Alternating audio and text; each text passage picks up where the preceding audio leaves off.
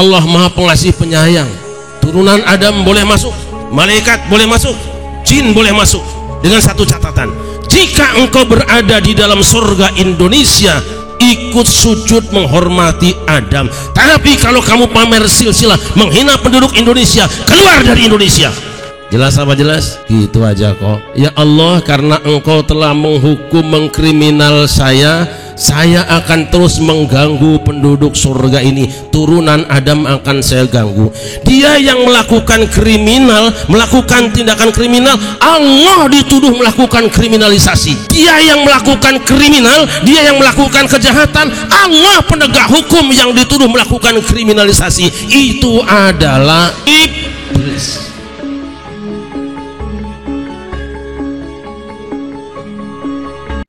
Assalamualaikum warahmatullahi wabarakatuh. Alhamdulillahi haqqa hamdih, wassalatu wassalamu ala sayyidina Muhammadin khairi ibadih wa ala alihi wa ashabihi wa man tabi'ahu min ba'dih. Amma ba'du. Al-mukarramun, para alim ulama, para sesepuh, para tokoh masyarakat, aparatur pemerintahan yang berkenan hadir, ada Pak Camat, Bapak dari Kapolda, dari Polsek, Polres, juga semuanya, keluarga besar FSUI, Forum Silaturahmi Ulama Indonesia, ada dari BKMN,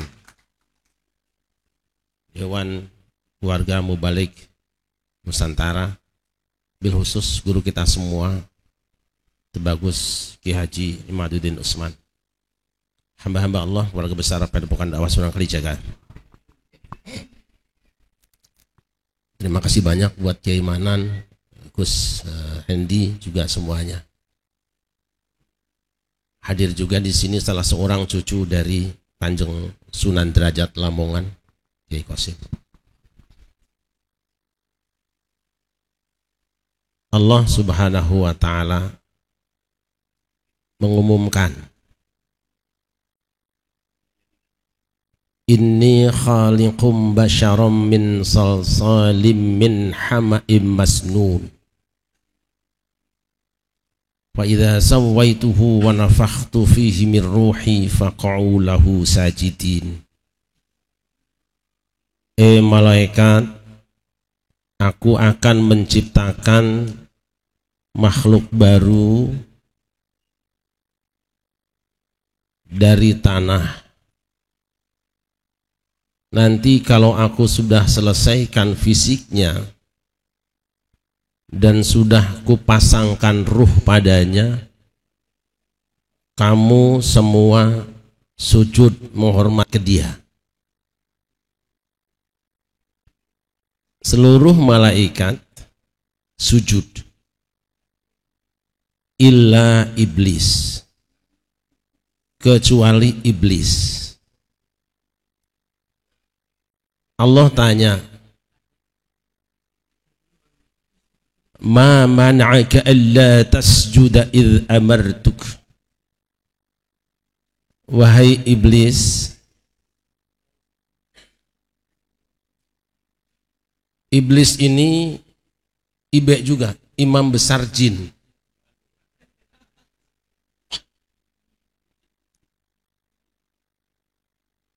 Kenapa kamu tidak sujud ketika aku perintah padamu? Iblis menjawab, ana khairun minhu. Sebab saya lebih baik dari dia. Lebih baik dari mana? Khalaqtani min narin wa khalaqtahu min tin. Karena engkau ciptakan aku dari api, sedangkan Adam kau bikin dari tanah. Rupanya iblis merupakan orang pertama yang membuat konsep pamer turunan.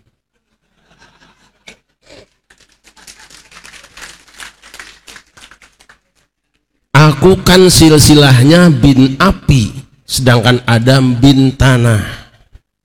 Jadi kalau sampai hari ini ada orang yang masih pamer turunan, sibuk nyusun nasab silsilah untuk merendahkan orang lain, dia adalah murid iblis.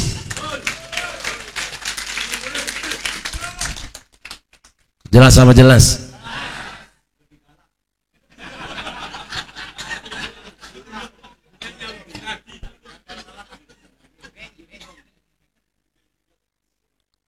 Jelas, illa ibelis.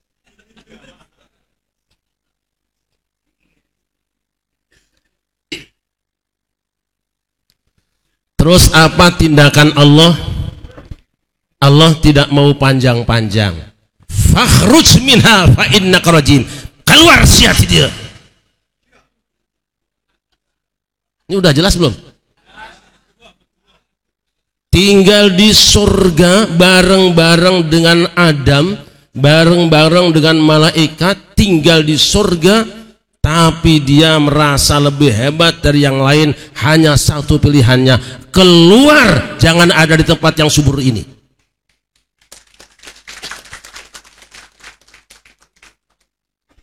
Sallu ala Nabi Muhammad. Sallu ala Muhammad.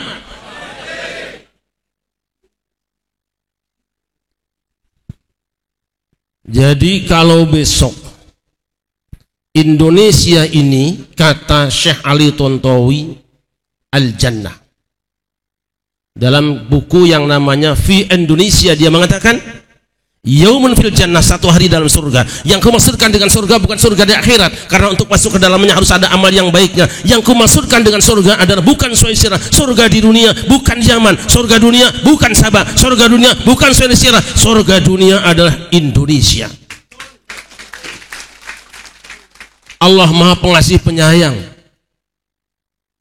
Turunan Adam boleh masuk, malaikat boleh masuk, jin boleh masuk, dengan satu catatan: jika engkau berada di dalam surga Indonesia, ikut sujud menghormati Adam. Tapi kalau kamu pamer silsilah, menghina penduduk Indonesia, keluar dari Indonesia.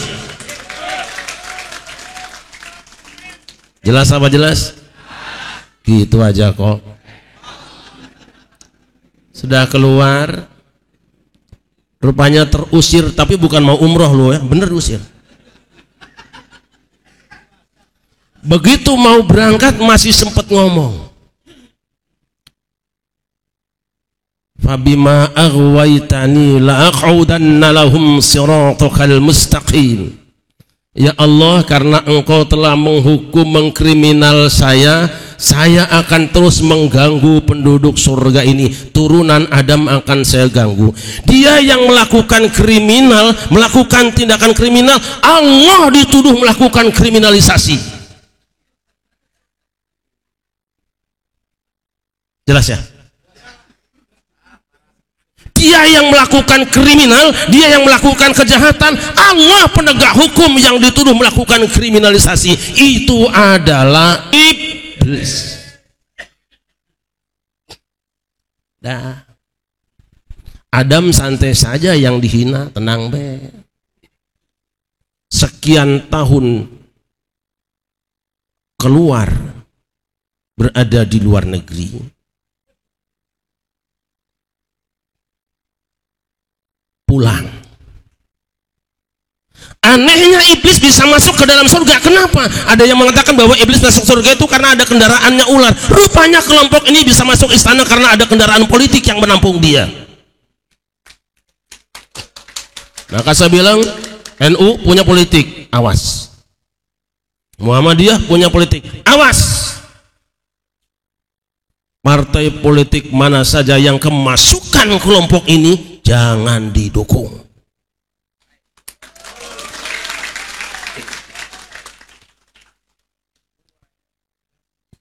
Sallallahu Muhammad. Begitu masuk ke dalam, ketemu dengan Adam, silaturahmi, ngasih pengajian lagi.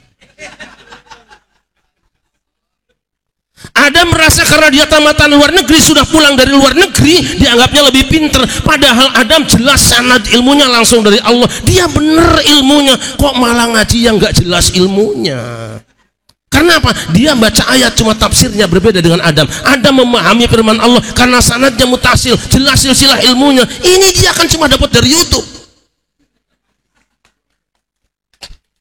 Mau ayatnya sama, tafsirnya beda. Makanya benar Kiai Iman tadi,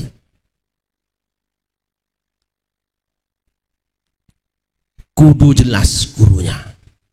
Saya pernah canangkan dengan Kiai Ma'ruf Amin, dengan Bang Roma Irama, dengan beberapa tokoh ketika haul Syekh Nawawi Al-Bantani.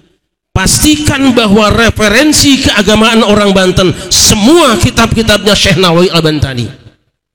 Kami juga pernah rapat dengan siapa namanya Bupati Serang, Bu Ratu, sudah kita rapatkan bahwa kita akan jadikan kitab-kitab Syekh Nawawi Al-Bantani sebagai rujukan bagi orang Islam yang berada di Serang dan sekitarnya. Walaupun sampai sekarang belum selesai, saya tidak tahu apa urusannya. Apa sulitnya? Karena pengajian cuma satu pengajian tapi meyakinkan. Adam tertipu, jatuh. Jangan ngundang pengajian model-model dia. Walaupun judulnya, ayatnya sama, kitab sunnahnya sama, tapi kepentingannya berbeda. Apa kepentingannya? Kepentingan iblis adalah menjatuhkan Adam dari kemuliaan, merebut kekuasaan, menggulingkan kekuasaan. Itu pengajiannya iblis. Di mana-mana cuma ganggu kekuasaan yang sah.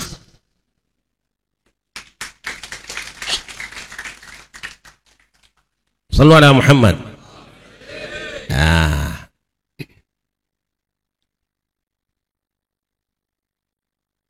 beres.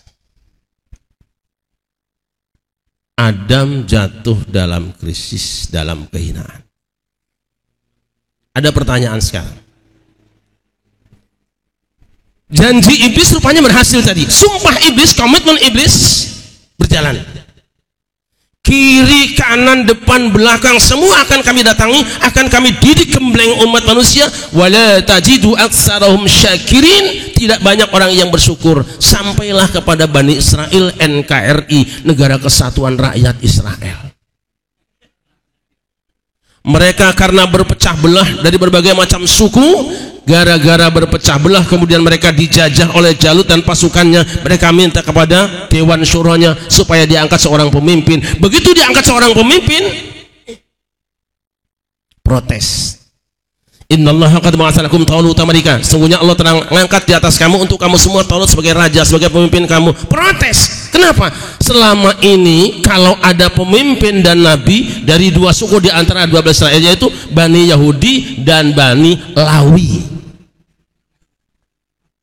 Lu tafsir toh? Jadi Yahudi itu ada dua kelompok suku yang selama ini pamer karena selalu dipilih oleh Allah Subhanahu wa taala. Kalau nabi atau raja pasti dari Yahudi atau Bani Lawi. Kalau bahasa Yamannya Lawi.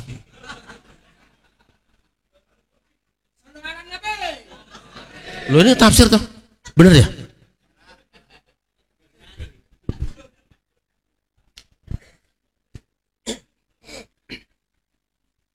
Begitu diangkat Talut menjadi panglima, mereka demo, marah mereka.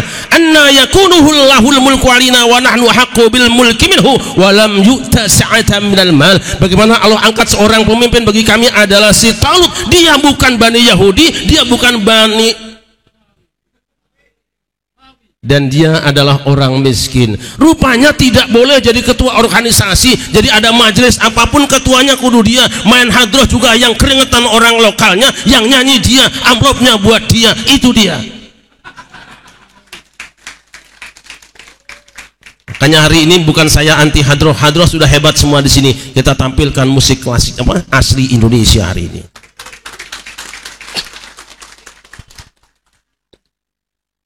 Lalu Allah jawab, Innallaha astafahu alaikum wa zadahu bastatan fil ilmi wal jismi. Tadi alasannya dua, satu bukan turunan, yang kedua Talut itu miskin. Rupanya dari dulu kalau ada pilkada dan pilpres mesti ada kelompok yang doyannya wani piro. Ada. Allah jawab, Innallaha astafahu alaikum wa zadahu bastatan fil ilmi wal jismi. Allah pilih dia, sudah kehendaknya, tapi paling tidak Allah unggulkan Talut karena dia unggul ilmu dan fisiknya. Bani Lawi pamer turunan, sedangkan Allah jawab yang benar adalah ilmu pengetahuan. Kalau begitu, mana yang hebat? Turunan apa ilmu? Mana yang lebih mulia? Turunan apa ulama? Maka kalau ada orang yang mengatakan satu orang turunan mulia yang bodoh lebih mulia daripada 7 kiai yang alim, ini adalah otak-otak Yahudi, saudara-saudara. Kan gampang aja kan ngaji mah. Kira-kira sudah ada belum Yahudi?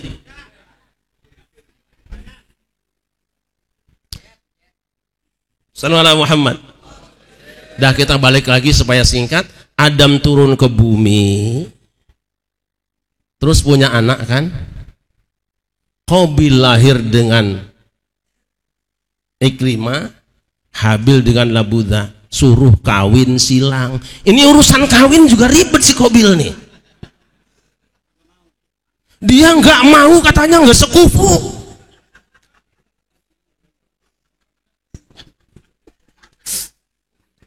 Ini tafsir mana? Tafsir Syarif Rahmat lah gitu. Lo jelek-jelek saya ini datang ke Mesir, ketemu anak saya, ketemu dengan masyayikh. Ada 1-2 syekh yang menyerahkan sanad ilmunya tanpa dites, tanpa diuji. Syarif Rahmat sak sanadnya lewat saya, kata dia.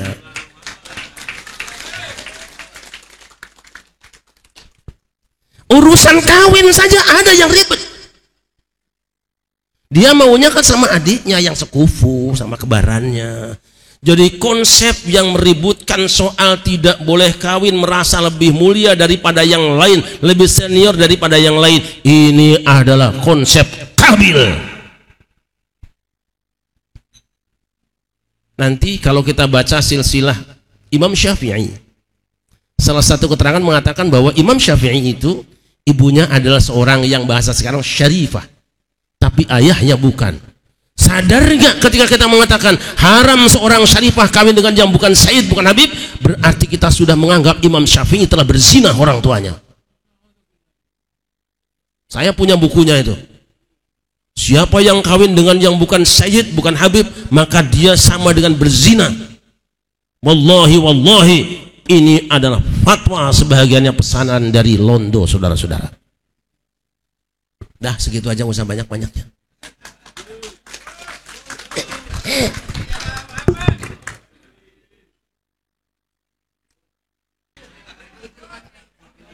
Saya dengan Kiai Iman itu sudah mungkin 10 tahun lebih kenal Kiai ya. Allah takdirkan pada tanggal 20 Januari pas hari lahir saya, beliau kesini bareng dengan Kanjeng Raden Tumenggung Wirahadiningrat. Masya Allah, saya bilang itu pertemuan yang sangat indah. Dan hari ini adalah gabungan hitam putih.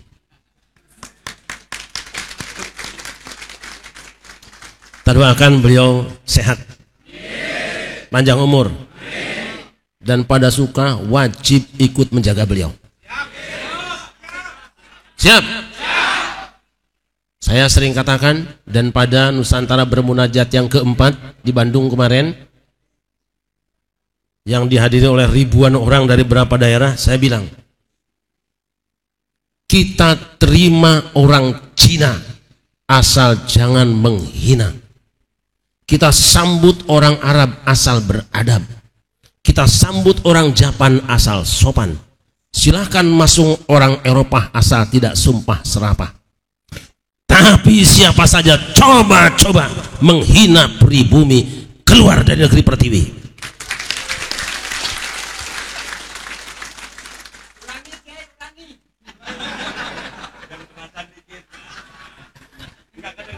Tidak kedengaran. Kita terima orang Cina asal tidak menghina.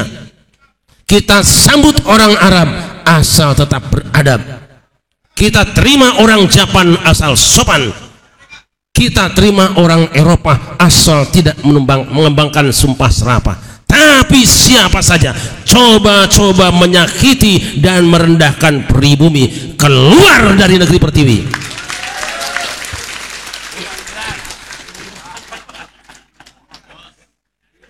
Sallallahu Muhammad. Allah, Allah, Allah. Allah, Allah, Allah. Allah, Allah, Allah. Allah, Allah, Allah. Allahumma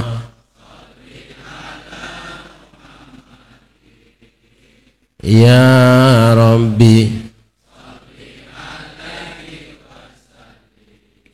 Allahumma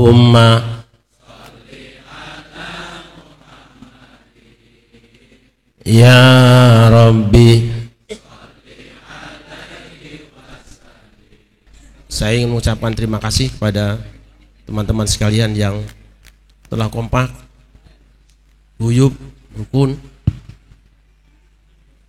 2019 pada suka merenovasi makam Nyimas Utari Sandijaya Ningsih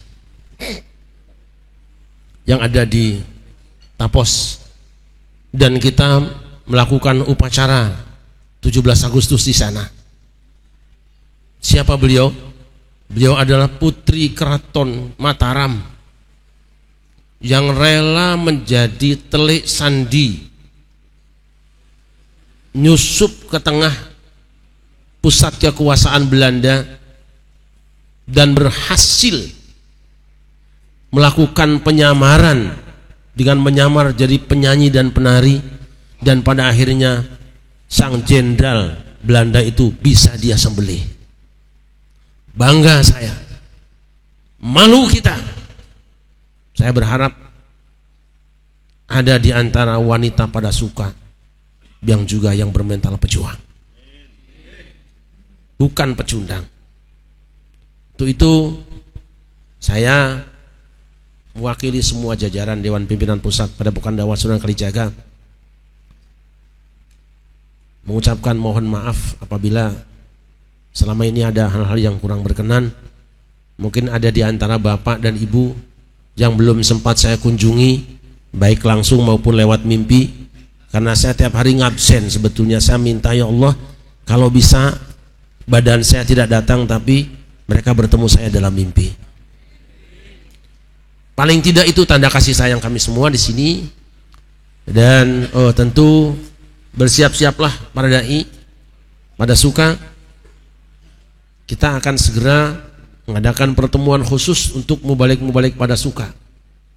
Kita tidak akan minta apa-apa kepada pemerintah, sudah cukup banyak urusan mereka. Dan kita akan berusaha dana-dana sendiri, ongkos-ongkos sendiri, biaya-biaya sendiri, barangkali cukup untuk kita persembahkan bagi NKRI yang kita cintai. Saya terima kasih khusus buat Ki Walet dan teman-teman bertiga yang jauh-jauh dari Jonggol ngontel ke sini, usia hampir 70 tahun. Ya. Juga Ananda Ustadz Billy ini pada suka Pemalang yang naik motor ke sini. Itulah cinta. Dia tidak mengenal batas, jarak, dan berapa biaya. Kita bersama.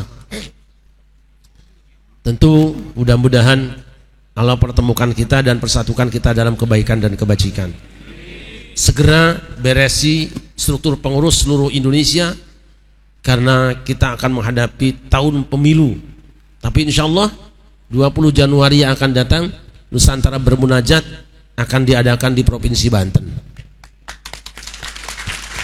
Barangkali ini sudah takdirnya Kiai Imad, sudah takdirnya. Dari Banten lah diletuskan Gunung Krakatau, dan dari Banten pula kesuburan ada di mana-mana. Buat teman-teman Forum Silaturahmi Ulama se-Indonesia, terutama Kiai Khalid sebagai ketua umumnya, mana sih nggak kelihatan? Oh, Kiai Syekh ngarep ya. Juga ketua umum DKMN, Dewan Keluarga Mubalik Nusantara, Kiai Mujib. Ini ahlul kitab, bukan ahlul kitab Yahudi. Ahli baca kitab. Dan saudara-saudara, mari kita rendahkan diri kita ya, rendahkan diri kita. Karena kita bukan siapa-siapa. Jangan sampai ikut yang tadi disebut. Salah satu kehebatan Yahudi itu dia pamer. Wa qalatil yahudu wan nasara nahnu abna'ullahi wa ahibba'uh. Itu di buku saya tahun 2004 sudah saya tulis. Yahudi dan Nasrani mengatakan, saya anak-anak Allah dan habib-habibnya Allah. Jadi sudah ada istilah itu. Itu Quran Al-Maidah ayat 18. Terang-terangan mengatakan wa ahibba'u, kami ini habib-habibnya Allah. Jadi jangan merasa kalian menjadi kekasih Allah. Jangan merasa kita ini orang penting di hadapan Allah. Tidak, kita ini orang-orang remeh. Dan satu lagi saudara-saudara, kita tak minum ya.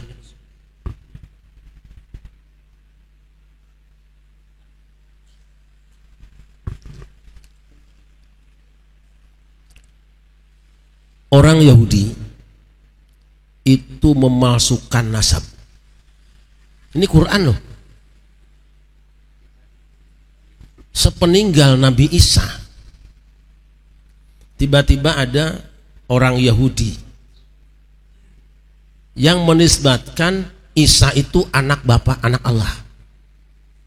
Ini kan pemalsuan nasab kan. Isa bin Maryam kok jadi bin Allah? Dan itu baru dibongkar setelah lebih kurang 500 tahun lebih dibongkar oleh Rasulullah kepalsuan nasabnya. Catat 550 tahun. Udah itu saja, terima kasih semuanya, mohon maaf. Para kiai dan dai siap bareng-bareng dengan saya. Ayo bareng-bareng dengan FSUI, dengan DKMN.